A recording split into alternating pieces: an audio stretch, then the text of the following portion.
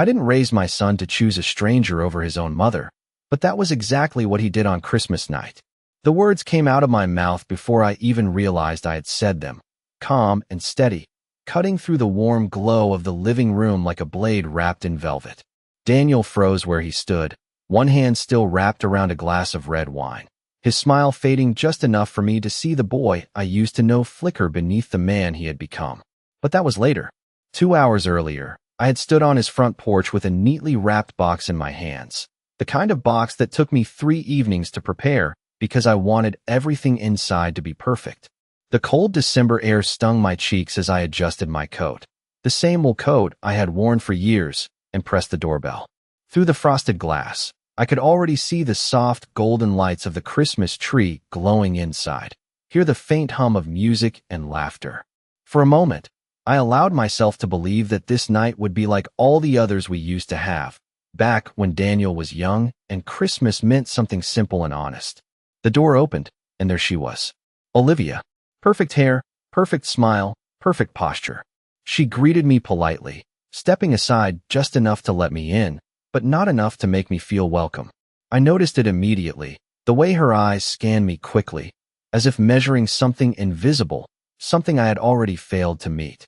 The house looked beautiful, every surface decorated, every corner arranged with intention.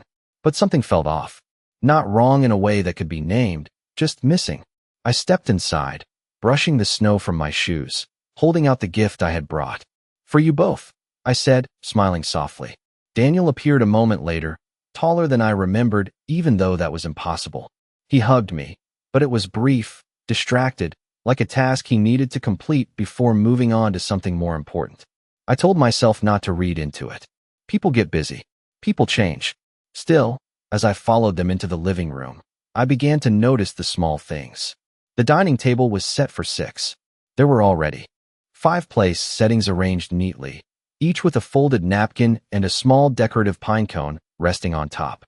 I waited for Daniel to say something, to explain where I would be sitting, but he didn't. Olivia moved around the room with quiet authority, adjusting glasses, straightening chairs, speaking in low tones that carried just enough weight to make everyone else follow her lead. The others arrived soon after. Friends of hers, I assumed. They greeted me politely, but no one asked me anything. No one made space.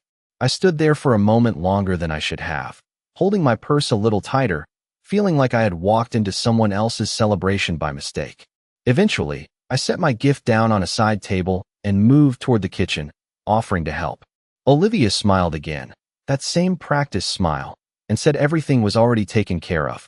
Of course it was. I nodded and stepped back, unsure of where to go next. I glanced at the table again. 5 settings. Still 5. That's when I noticed something else. My favorite dish, the one Daniel used to beg me to make every Christmas, wasn't there. In its place were dishes I didn't recognize, carefully arranged, elegant, untouched. I told myself it didn't matter. Traditions change. People move on. But as the minutes passed and no one mentioned a 6th seat, a quiet understanding began to settle over me. I wasn't forgotten. I was never meant to be included.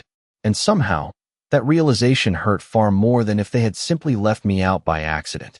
I stood near the edge of the room long enough to understand that no one was going to notice if I quietly disappeared.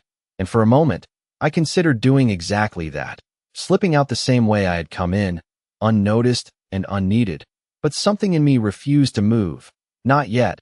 Not before I understood how it had come to this. Because this house, this moment, this distance between me and my own son had not appeared overnight. It had been building, slowly, carefully, like a draft you do not feel.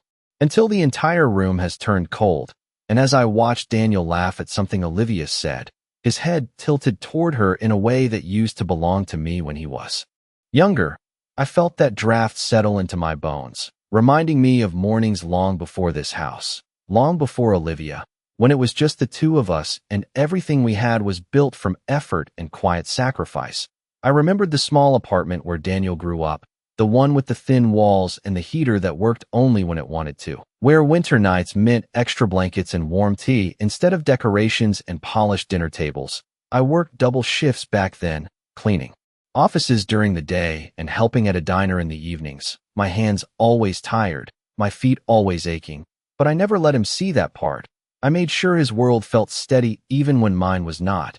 Every Christmas, I saved what little I could, buying 1 or 2 gifts that I wrapped carefully, making them look like more than they were, and Daniel would open them with the kind of joy that made everything else worth it. He never once complained about what we did not have. He would sit beside me, on the worn couch, watching old holiday movies, his head resting against my shoulder, telling me that one day he would buy me a big house, a warm house, a place where I would never have to worry again. And I believed him, not because I needed the house, but because I believed in him, in the boy who held my hand when we crossed the street and who looked at me like I was the center of his world. That boy had grown into the man standing across the room now, the man who could not seem to meet my eyes for more than a second, and I tried to find the moment when that shift had happened, when his attention had slowly turned away, when my place in his life had begun to shrink without either of us saying a word about it. It was not sudden. It was never sudden. It started with missed phone calls, then shorter visits, then holidays that became shared with someone else's family, always explained with reasonable words, always softened with polite apologies, until one day I realized I was no longer part of his plans, only an afterthought.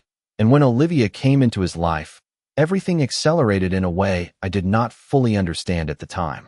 She was always respectful, always smiling, but there was a distance in her kindness, a carefulness that kept me at the edge of things. Decisions were made without me. Traditions were changed without asking, and Daniel followed her lead in ways that felt subtle at first, and then unmistakable. I told myself that this was normal, that children grow up and build their own lives, that love changes shape over time. But standing there in that room, staring at a table that had no place for me, I realized that what had changed was not just the shape of love, it was its direction, and I was no longer where it pointed. The room slowly shifted around me as if I were no longer part of its center, but something placed at the edge, something decorative that no one intended to interact with. And I watched as Olivia gently guided everyone toward the table, her voice soft but firm, assigning seats with a quiet confidence that left no room for interruption. Daniel followed her without question, pulling out a chair for her before taking his own. And I noticed again that there were only 5 chairs, 5 plates, 5 glasses catching the reflection of the Christmas lights. And for a brief moment, I wondered if perhaps there had been a mistake, if maybe another chair would be brought out at the last second. But no one moved, no one hesitated. It was as if the absence of a place for me was already understood by everyone except me. I remained standing, my hands lightly clasped in front of me, waiting for something that never came. Then Daniel finally looked up, his expression tightening just slightly when he saw me still there. And in that small pause I saw the decision forming behind his eyes, not confusion, not surprise, but something practiced, something already agreed upon. Olivia leaned closer to him, not whispering, just enough of a gesture to remind him of where his attention belonged. And that was when he spoke, his voice careful, almost gentle in a way that made it worse. He said that maybe it would be better if I headed home early, that the evening had been planned a certain way, that things might feel crowded, that Olivia was not entirely comfortable. He did not say it directly at first. He circled around it as if softening the words would change what they meant, but the meaning was clear long before he finished. I felt the sentence settle over me like a weight, not heavy enough to crush, but heavy enough to change the way I stood, the way I breathed. I looked at him, really looked this time, searching for something familiar, some trace of hesitation, some sign that he did not fully believe what he was saying. But his gaze shifted away too quickly, landing somewhere near the table, near Olivia, anywhere but on me. And Olivia remained seated, her hands folded neatly, her expression calm, almost sympathetic, as if she were watching something unfortunate but necessary unfold. No one else spoke.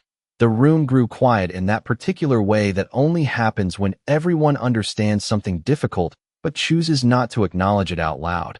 I nodded once, slowly, because there was nothing else to do, no argument that would restore what had already been removed, no words that would place a chair where there was none. I reached for my coat, the fabric cold against my fingers, and slipped it on with the same careful movements I had used earlier when I arrived. Except this time there was no anticipation, only clarity. As I moved toward the door I passed the table once more, close enough to see the details I had missed before, the polished silverware, the perfectly folded napkins, the small handwritten name cards placed beside each setting. I glanced at them without meaning to, reading each name quietly in my mind, one by one, and confirming what I already knew. Mine was not there. It had never been there.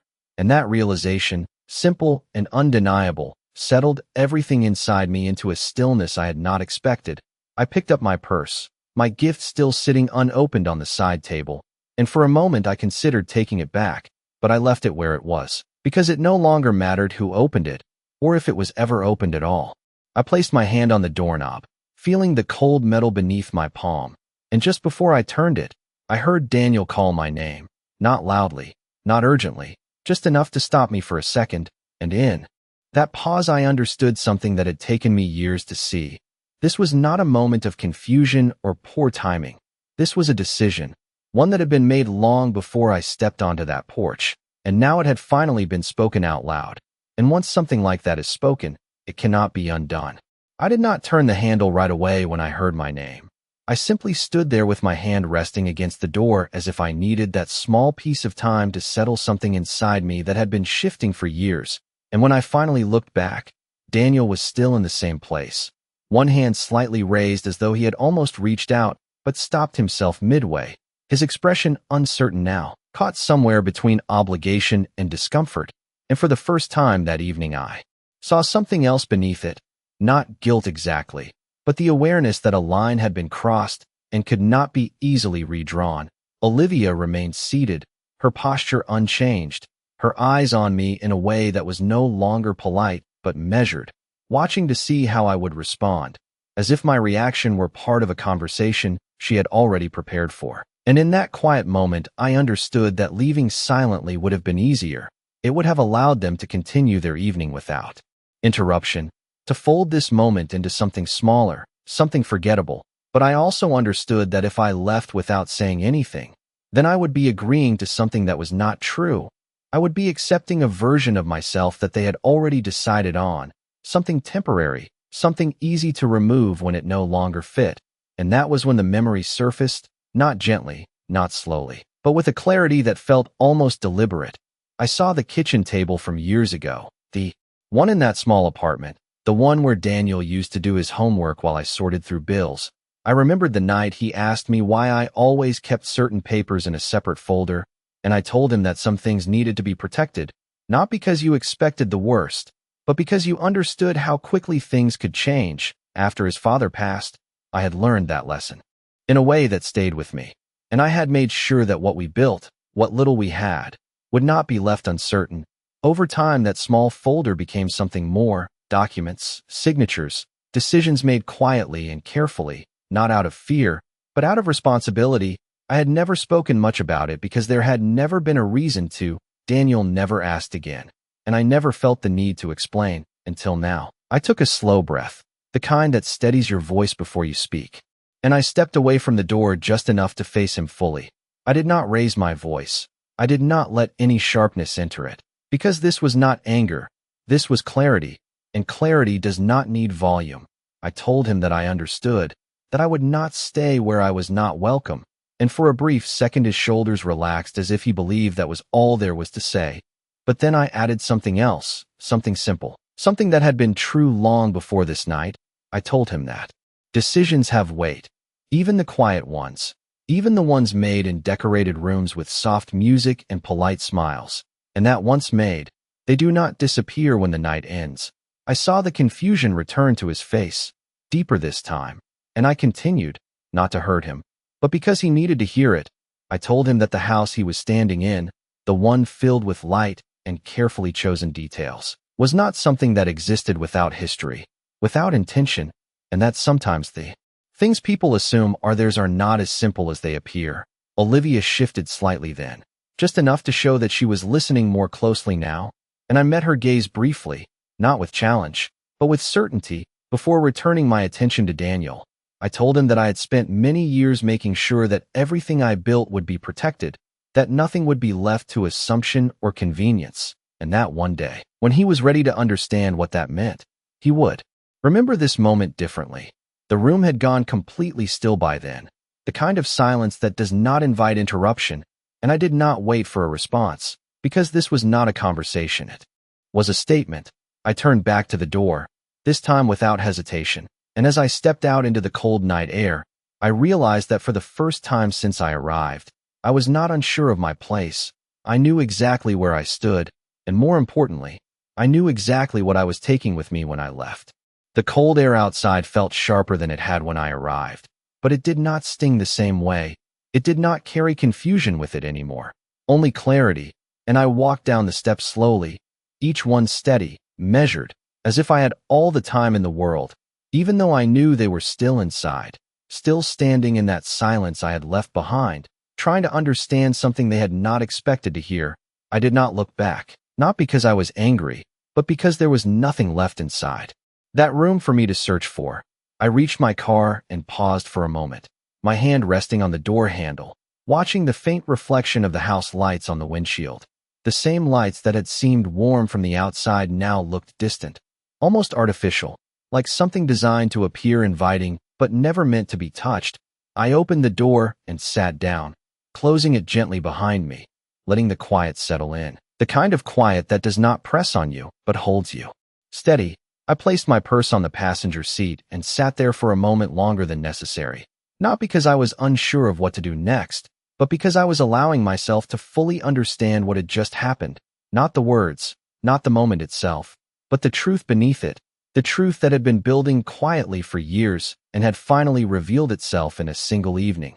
I started the engine and let it run, the soft hum filling the space as I adjusted my gloves, and as I pulled away from the curb, I felt something unexpected, not sadness, not even disappointment, but a sense of distance, as if I had stepped out of something that no longer belonged to me. The drive home was calm, the streets lined with decorated houses, each one glowing with the same careful brightness, each one holding its own version of togetherness. And for the first time, I did not compare them to anything I had or had lost. I simply observed them as they were. When I reached my house, I parked in the driveway and sat for a moment before turning off the engine, looking at the familiar outline of the place I had built over decades, every corner of it known to me, every detail carrying a memory that did not depend on anyone else's approval or presence. I stepped inside and closed the door behind me, the silence greeting me like something familiar, something honest. I removed my coat and hung it carefully, placing my purse on the table, and for a moment I stood there in the center of the room, letting the stillness settle around me. It did not feel empty, not the way it might have once. It felt clear, unclouded, like a space where nothing needed to be explained or negotiated. I walked to the small desk near the window and opened the drawer without hesitation, reaching for the folder I had not touched in years, the one I had kept. Not out of suspicion, but out of understanding. I placed it on the table and opened it slowly, the papers inside exactly as I had left them, organized, precise, each document carrying decisions that had been made long before this night. I ran my fingers lightly over the pages, not to check them, but to acknowledge them, to remind myself that some things do not change simply because someone chooses to ignore them. I closed the folder again and left it on the table, not hidden, not protected, just present, because I knew now that it would not remain untouched for long. The kind of words I had spoken do not disappear. They stay, they grow, they reach the people they are meant to reach, and as I moved toward the kitchen to make a cup of tea, I realized that whatever came next would not be driven by reaction or emotion.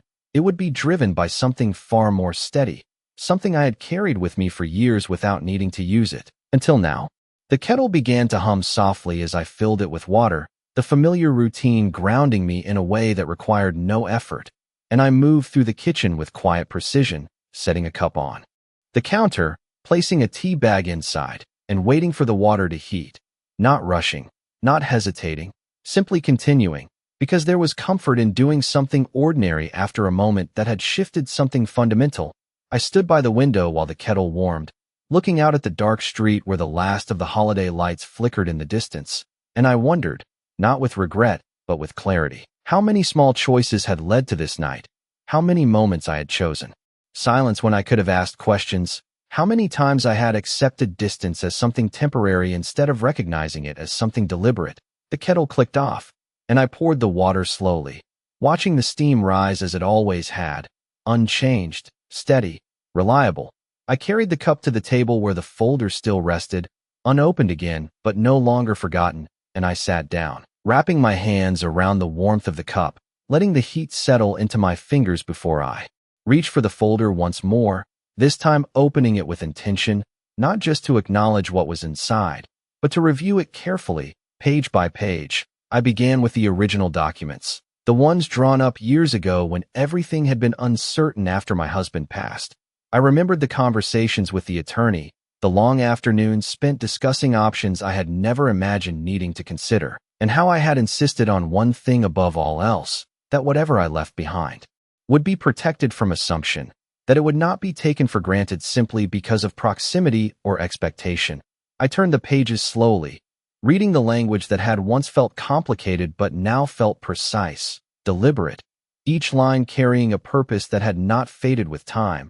There were clauses about ownership, about conditions, about how certain decisions would affect what came next. Nothing dramatic, nothing harsh, just clear boundaries written in a way that could not be misunderstood. I paused at one section longer than the others, the one that outlined what would happen if certain relationships changed, if certain responsibilities were not upheld, and I read it twice, not because I had forgotten, but because I needed to see it again in the context of what had happened tonight. I leaned back slightly in my chair, setting the paper down, and let the meaning settle, not as a weapon, not as something to be used impulsively, but as something that existed whether I acted on it or not. I finished my tea slowly, the warmth now steady rather than sharp, and as I set the cup aside, I felt a sense of direction forming, not rushed, not emotional, but certain. I gathered the papers carefully, placing them back into the folder in the same order, closing it with a quiet finality, and resting my hand on top of it for a moment, not out of hesitation, but acknowledgement, because this was no longer something kept for a distant future. It had moved into the present. I stood and carried the folder to the desk, leaving it there in plain view, not hidden away as it had been before. And as I turned off the kitchen light and made my way down the hallway, I realized that what had shifted tonight was not just how they saw me, but how I would allow myself to be seen moving forward. There would be questions, there would be conversations, and they would come sooner than expected, because silence has a way of drawing attention when it replaces something that used to be constant. And when those questions came, I would not avoid them. I would not soften them. I would answer them the same way I had spoken tonight, calmly, clearly, without raising my voice, because some truths do not need force to be understood. They only need to be stated at the right moment, and I knew now that moment had already begun. I woke up earlier than usual the next morning, not because I had slept well, but because something inside me had already moved past rest and into readiness, the kind that does not feel urgent, but does not allow delay either. The house was quiet in the soft gray light of early morning, and I moved through it slowly, making my coffee the same way I always did, measuring, pouring, waiting, letting the routine settle my thoughts without needing to force them into order. I carried the mug to the table where the folder still sat exactly where I had left it the night before, untouched, visible, no longer something tucked away for another time, and I sat down across from it, not opening it yet, just letting it remain there as a quiet presence, a reminder that some things do not need to be rushed once they are already in motion. The phone rang just as I took my first sip, the sound sharpened the stillness, and I did not need to look at the screen to know who it was. There is a certain way a call comes after a night like that, not hesitant, not casual, but direct. I let it ring twice more before answering, not out of reluctance, but because I wanted to meet it without reaction. Mom. Daniel's voice came through, tight, controlled, as if he had rehearsed what he wanted to say but was unsure where to begin. I did not respond immediately. I let the silence sit between us for a second longer than expected, then I answered simply, "Good morning, Daniel." My tone steady, unchanged, the same tone I had used when he was a child asking questions at the kitchen table. There was a pause on his end, a small one, but enough for me to hear the shift. He had expected something else, perhaps emotion, perhaps defensiveness, something he could respond to, but I gave him none of that. He cleared his throat slightly before continuing, saying that last night had been misunderstood, that things had gotten out of hand, that Olivia had not meant for it to come across the way it did. He spoke carefully, choosing his words as if they could reshape what had already happened, and I listened without interrupting, not because I agreed, but because I wanted him to finish without guidance. When he stopped, waiting for my response, I set my cup down gently on the table and looked at the folder again before speaking, not opening it, just acknowledging it. There was no misunderstanding, I said, my voice even, not sharp, not raised, just clear. You made a decision, and I respected it. The line went quiet again, heavier this time, and I could almost hear him trying to find the next step, the next angle that would make this easier. He asked if we could talk in person, if I could come by later, or if he should come to me. And I let the question sit for a moment before answering, because the answer mattered, not for him, but for me. You can come here, I said finally, this afternoon. I did not suggest a time. I did not adjust my day to accommodate urgency. I simply stated it as it would be. He agreed quickly, almost too quickly, as if relieved to have direction, and before ending the call, he hesitated again, as though there was something else he wanted to say but could not find the words for. But he did not say it. He only said he would see me later, and then the line went silent. I placed the phone back on the table and sat there for a moment, not thinking about what he would say when he arrived, not planning responses or outcomes, because whatever needed to be said would not come from preparation. It would come from the same place everything else had come from, clarity. I finished my coffee slowly, then stood and carried the mug to the sink, rinsing it and placing it beside the others. The small details of the morning continuing as they always had, unchanged by the conversation, unchanged by the night before. But as I walked back into the living room, I paused near the desk, my eyes resting once more on the folder, and this time I reached for it, not to review, not to question, but to move it slightly closer to the center of the table, where it would be seen without effort, where it would not need to be introduced or explained.